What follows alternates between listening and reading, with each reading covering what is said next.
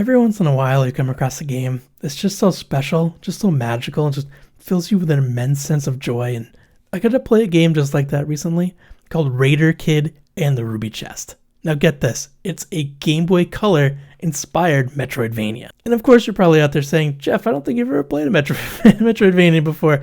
And yeah, I've played a lot of these games, right? It's one of my favorite genres, my favorite genre, I should say.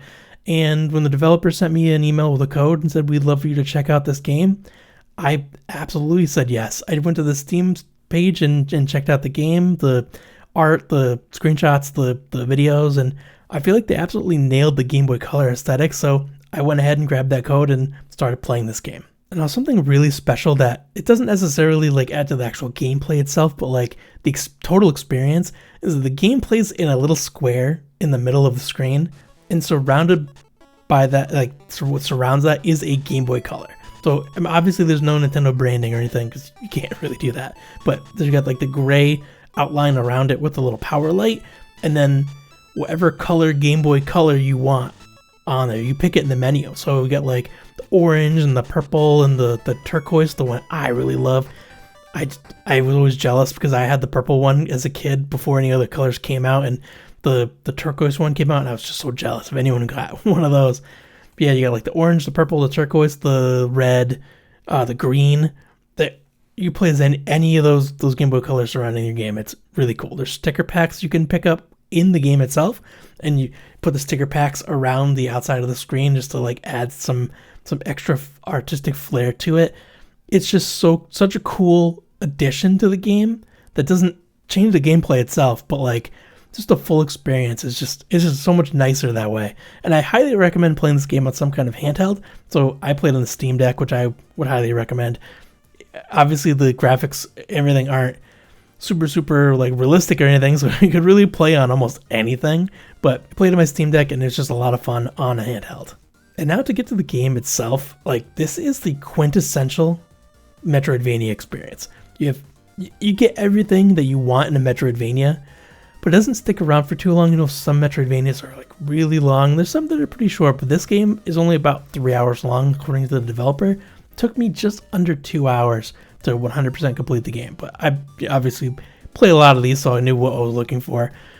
But it was just like one of the best Metroidvania experiences that I've had in a long time, even for just under 2 hours. I picked it up, I played the entire 2 hours through, and I did not stop playing. I couldn't stop playing. It was just so much fun. You play as this little kid named Alex. He is on vacation with his family, and it's one of those like educational vacations where like you go to some place to like, you know, learn stuff like a museum or whatever, but you're going to the pyramids in Central America, and you can tell right away like by the phrasing and like the dialogue of like the characters like, that you read at the very beginning that Alex is clearly bored because it seems like, you know, the tour guide and the adults are like talking about, oh, look at this stone, this stone's really cool too, this stone's really cool too.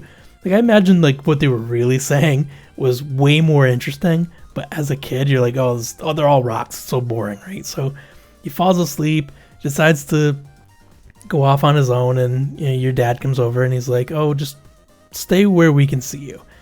But like you immediately go somewhere else, like you know, outside of view. You fall into this, like into the pyramid essentially, and your adventure starts there. You get a whip so you can fight enemies. You have other items that help you traverse the world and you know, fight enemies and stuff. And there are boss fights. There's like everything about this is a great Metroidvania, and the Game Boy Color aesthetic really adds to it because the art style is really cool. You got all the colors of the Game Boy Color. You have the chiptune music of the Game Boy Color, the sound effects of Game Boy Color, and the game itself is really like simple. Like the mechanics are very simple, but like it makes the game so much fun. Now I'm just kind of gushing about this game. This game released on, I believe, March 31st. They sent me the code a couple days ahead of time, and I haven't had time to make a review until now, but I basically like picked it up right away, played it for 2 hours straight, and I was just astonished at how great this game is. You know, I think the only criticism I could have is there was a boss fight that I had trouble with, but I can't even really complain because in the settings there's a bunch of accessibility like options.